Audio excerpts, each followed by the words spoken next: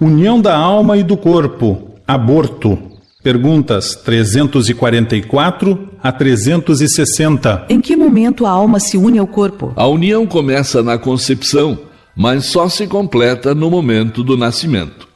Desde o instante da concepção, o espírito designado para habitar certo corpo, a este se liga por um laço fluídico, que cada vez mais se vai apertando até o instante em que a criança vê a luz. O grito que então escapa de seus lábios anuncia que ela se conta no número dos vivos e dos servos de Deus. A união entre o espírito e o corpo é definitiva desde o momento da concepção? Durante esse primeiro período, o espírito poderia renunciar a habitar o corpo que lhe está destinado? A união é definitiva no sentido de que outro espírito não poderia substituir o que está designado para aquele corpo.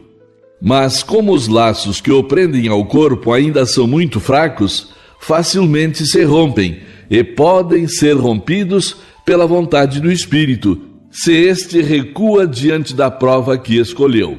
Nesse caso, a criança não vinga. O que acontece ao espírito se o corpo que ele escolheu morre antes de nascer? Escolhe outro. Qual pode ser a utilidade dessas mortes prematuras? As imperfeições da matéria são a causa mais frequente dessas mortes. Qual a utilidade de o espírito encarnar num corpo que morre poucos dias depois de nascido? O ser não tem consciência plena de sua existência. A importância da morte é quase nula. Muitas vezes, como já dissemos, é uma prova para os pais. O espírito sabe, com antecedência, que o corpo que escolheu não tem probabilidade de viver? Às vezes sabe, mas se o escolheu por esse motivo, é porque recua diante da prova. Quando, por qualquer motivo, falha a encarnação de um espírito, ela é suprida imediatamente por outra existência? Nem sempre imediatamente. O espírito precisa de tempo para proceder à nova escolha, a menos que a reencarnação imediata resulte de decisão anterior. Uma vez unido ao corpo da criança, e quando já não lhe é possível voltar atrás, o espírito lamenta algumas vezes a escolha que fez? Queres perguntar se, como homem, ele se queixa da vida que tem? Se desejaria outra? Sim. Se lamenta a escolha que fez? Não, pois não sabe que a escolheu. Depois de encarnado, o espírito não pode arrepender-se de uma escolha de que não tem consciência. Pode, no entanto, achar a carga pesada demais e, quando a considera superior às suas forças, recorre ao suicídio. No intervalo que vai da concepção ao nascimento, o espírito desfruta de todas as suas faculdades? Mais ou menos, conforme a época, porque ainda não está encarnado, mas apenas ligado. A partir do instante da concepção, o espírito começa a ser tomado de perturbação, que o adverte de que chegou o momento de começar nova existência. Essa perturbação vai crescendo até o nascimento. Nesse intervalo, seu estado é mais ou menos o de um espírito encarnado durante o sono do corpo. À medida que a hora do nascimento se aproxima, suas ideias se apagam, assim como a lembrança do passado de que não tem mais consciência como homem, logo que entra na vida. Mas essa lembrança lhe volta pouco a pouco à memória, no seu estado de espírito. No momento do nascimento, o espírito recobra imediatamente a plenitude de suas faculdades? Não, elas se desenvolvem gradualmente com os órgãos. Para ele, é uma nova existência. É preciso que aprenda a servir-se de seus instrumentos. As ideias lhe voltam pouco a pouco, como a um homem que desperta e se encontra numa posição diferente da que ocupava na véspera. Uma vez que a união do espírito e do corpo só se completa definitivamente depois do nascimento, pode-se considerar o feto como dotado de alma? O espírito que o vai animar existe, de certo modo, fora dele. O feto não tem, a bem dizer, uma alma, visto que a encarnação está apenas em via de operar-se. Acha-se, no entanto, ligado à alma que virá a possuir. Como se explica a vida intrauterina? É a da planta que vegeta. A criança vive a vida animal. O homem possui em si a vida animal e a vida vegetal, que pelo seu nascimento se completam com a vida espiritual. Há, como revela a ciência, crianças que não são viáveis desde o ventre materno? Com que finalidade isso ocorre? Isso acontece frequentemente.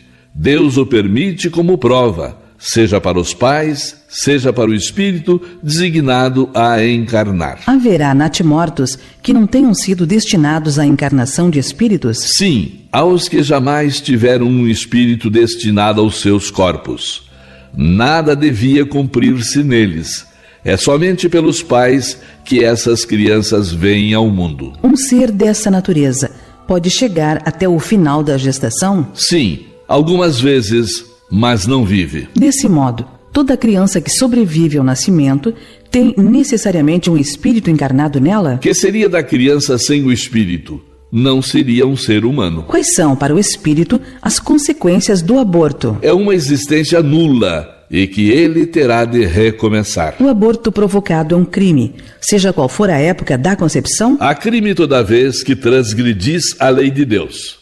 Uma mãe ou qualquer outra pessoa cometerá crime sempre que tirar a vida de uma criança antes do nascimento, pois está impedindo uma alma de suportar as provas de que serviria de instrumento o corpo que estava se formando. No caso em que o nascimento da criança pusesse em perigo a vida da mãe dela, haverá crime em sacrificar a criança para salvar a mãe? É preferível sacrificar o ser que ainda não existe a sacrificar o que já existe. Será racional que se dispense ao feto a mesma atenção que se concede ao corpo de uma criança que tivesse vivido? Vede em tudo isso a vontade de Deus e sua obra.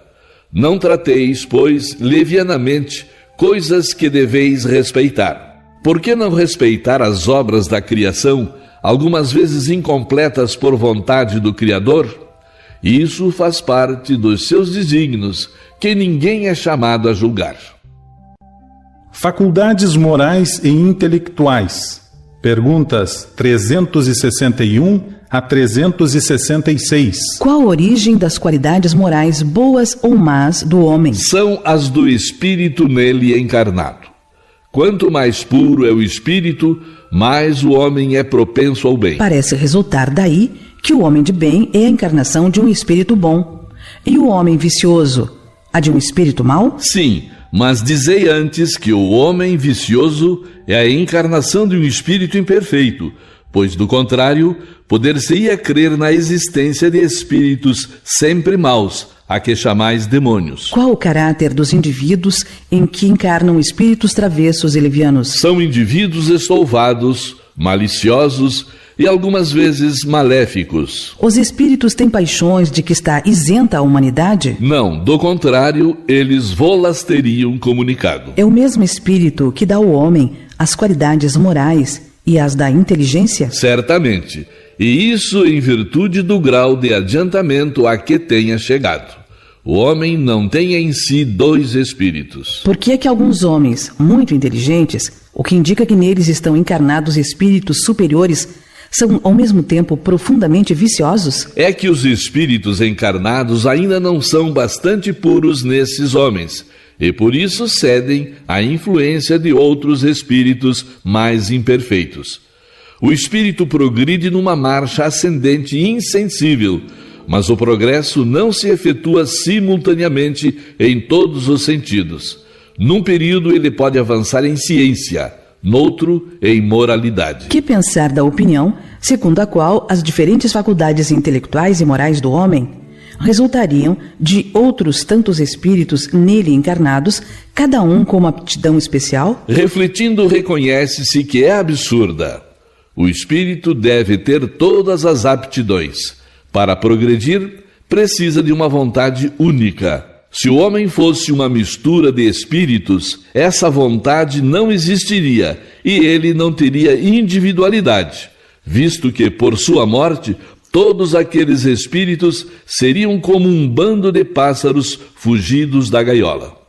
Muitas vezes, o homem se queixa de não compreender certas coisas e, no entanto, é curioso ver-se como multiplica as dificuldades quando tem ao seu alcance uma explicação muito simples e natural. É ainda tomar o efeito pela causa.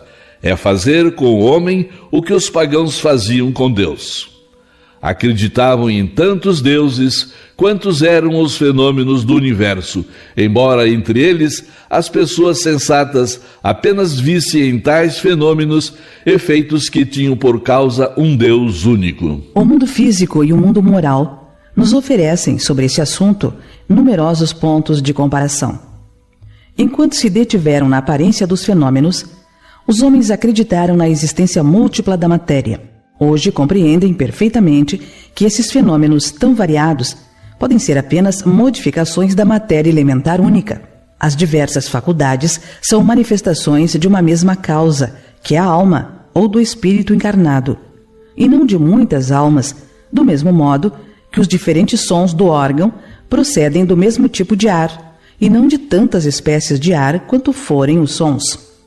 Resultaria de semelhante sistema que quando um homem perde ou adquire certas aptidões, certos pendores, isso se deveria à ação de outros tantos espíritos que tivessem vindo ou que se foram, que dele fariam um ser múltiplo, sem individualidade e, por conseguinte, sem responsabilidade. Além do mais, essa ideia é contestada pelos numerosos exemplos de manifestações através das quais os espíritos provam as suas personalidades e identidades.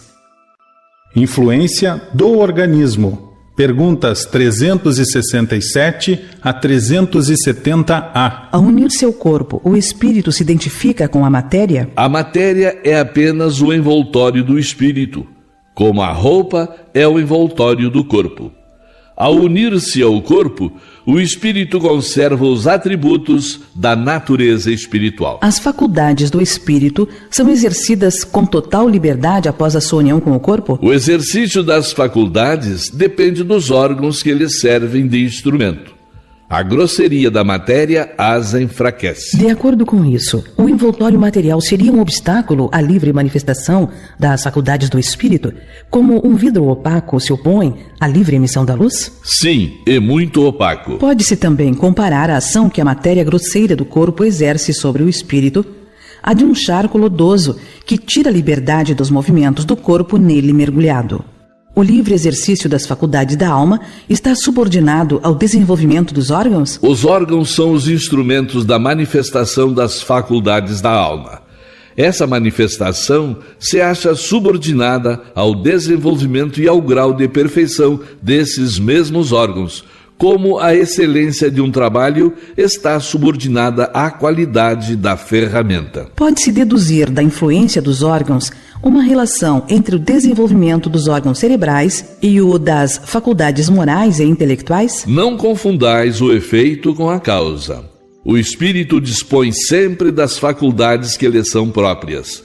Ora, não são os órgãos que dão as faculdades, e sim as faculdades que impulsionam o desenvolvimento dos órgãos. Sendo assim, a diversidade das aptidões entre os homens se deve unicamente ao estado do espírito? Unicamente não é o termo exato. O princípio dessa diversidade reside nas qualidades do espírito, que pode ser mais ou menos adiantado.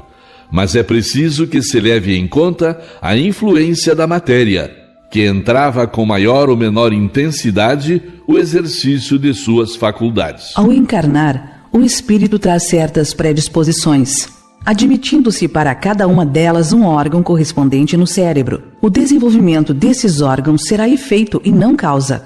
Se as faculdades tivessem seu princípio nos órgãos, o homem seria uma máquina sem livre-arbítrio e sem responsabilidade de seus atos. Fora preciso admitir que os maiores gênios, os sábios, os poetas, os artistas, só são gênios porque o acaso lhes deu órgãos especiais. Conseguintemente, sem esses órgãos não teriam sido gênios, e o último dos imbecis poderia ter sido um Newton, ou um Virgílio, ou um Rafael, desde que se achasse provido de certos órgãos. Essa suposição se torna mais absurda ainda quando aplicada às qualidades morais. Assim, segundo esse sistema, um Vicente de Paulo, se a natureza o tivesse dotado de tal ou tal órgão, poderia ter sido um celerado, e o maior dos celerados só precisaria de certo órgão para ser um Vicente de Paulo. Admiti, ao contrário, que os órgãos especiais, se é que existem, são consequentes e se desenvolvem pelo exercício da faculdade, como os músculos, por efeito do movimento, e nada tereis de racional. Tomemos uma comparação trivial, a força de ser verdadeira. Por alguns sinais fisionômicos, reconheceis o homem que se entrega à bebida. Serão esses sinais que fazem dele um bêbado? Ou será a embriaguez que nele imprime aqueles sinais? Pode-se dizer que os órgãos recebem a marca das faculdades.